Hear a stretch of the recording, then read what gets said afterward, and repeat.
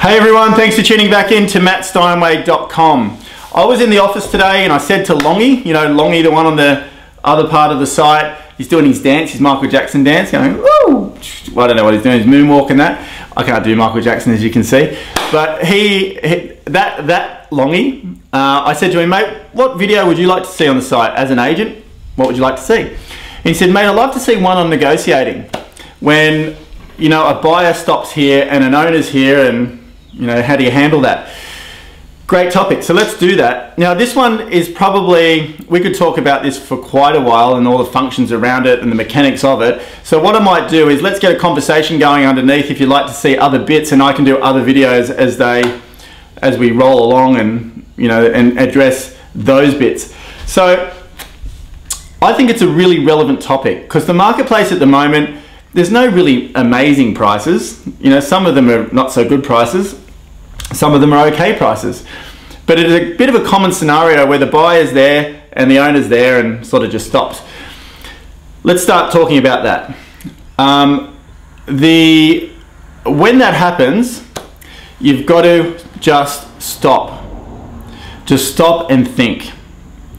Because you can't negotiate properly with emotion involved. And as an agent, we get excited, we want to get the deal together, and sometimes it just needs to simmer for a little bit. Sometimes you just need to stop for a minute and really think about where both parties are at.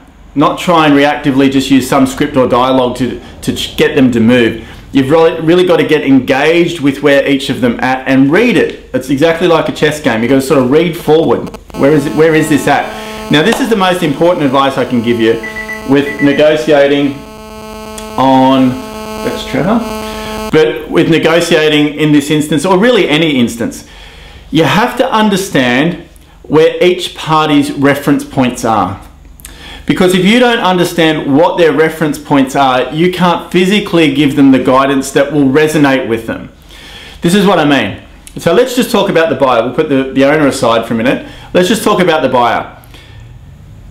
Let's say a buyer puts in an offer or two, sometimes just one offer, but an offer or two, and we have to agree first that there are different types of buyers, would you say? There's some that are really emotional and just want that house, so that's one.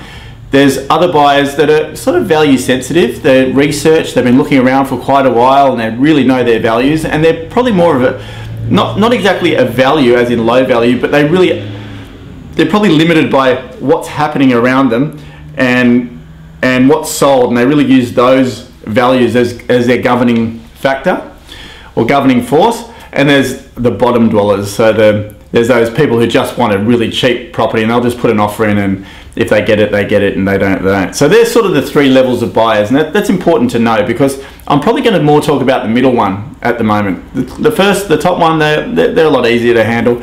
The middle ones, that's probably like more everyday, and the bottom one, well, no. Sometimes they buy a property, sometimes they don't. So where we're at, you've really got to understand where are they coming from. Always remember, where are they coming from? What reference points are they using? We might get a bit annoyed because they don't move freely like we'd like them to, but you've got to really get into their world. You've got to say, okay, well, where have they started? Where have they, what's their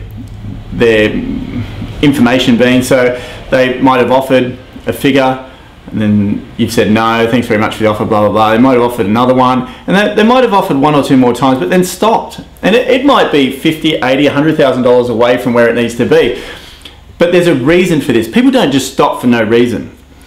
Now, this is where negotiation, it's really hard to negotiate right there. It's super hard because if you don't have enough information, you can't really provide the solution or the right information for them to resonate with and move forward because you don't know enough about them.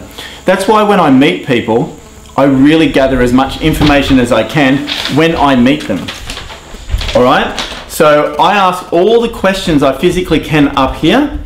So by the time I get to the negotiating stage, I know what they've seen, I know what they've got to spend, I know where they live, I know what they're looking for, I know how much their house suits them or not suits them. I really get to know them, and I become very friendly with them, all right? And not in terms of come over and have dinner, but become very friendly in relating to them, because this is the time that you need that relationship.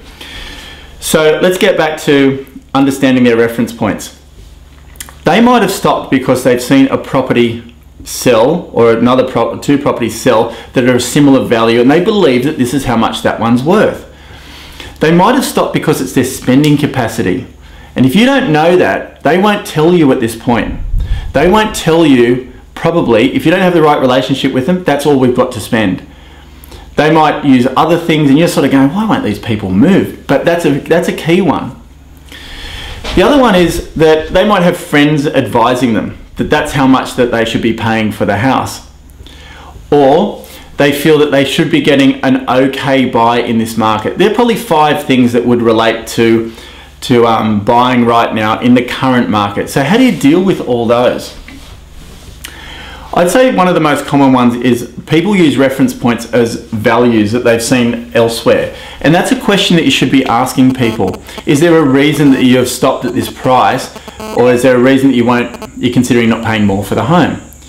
Really hear what they're saying to you. They might not tell you straight up. They might just say, look, that's all we want to pay, or whatever it may be. Ask them, is there another property that you're using as a reference point right now to determine how much you think this property is worth?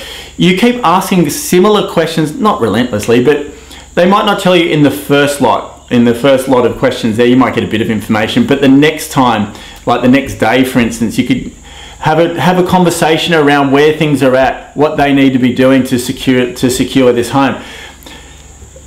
Obviously, your advice is to move a little bit more.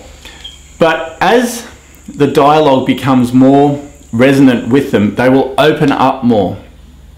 Okay, they will open up more. You might have to go all the way back and say, look, Joe, you've told me that you wanted a 4-bedroom home with an ensuite in this area. This is when it stopped.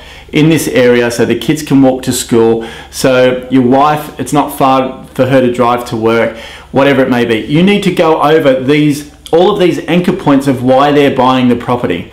Is that what you told me originally, Joe? Yeah, it is. Well, this home has everything that you're looking for. But the level that you're at right now, you're not allowing yourself to buy this home. We're a little bit away from where we need to be. Would you move a little bit further to help me help you secure the home? Would you do that, Joe? It's easy for people to say no. But if you have a great relationship with people and you're having a conversation like that with them in a fairly heated moment, because currently it's turned into a bit of a wrestle between the buyer and the owner, and your relationship and how well you've serviced them can be just the thing to diffuse the emotion between both. Otherwise it doesn't go anywhere. So this is getting on to 10 minutes now. I could talk about this for days, all right, and I'm happy to do other videos on it. But if something stalls, that might be the price. That might be the price. But you need to know. You definitely need to know that that is it and the reason for it. Okay?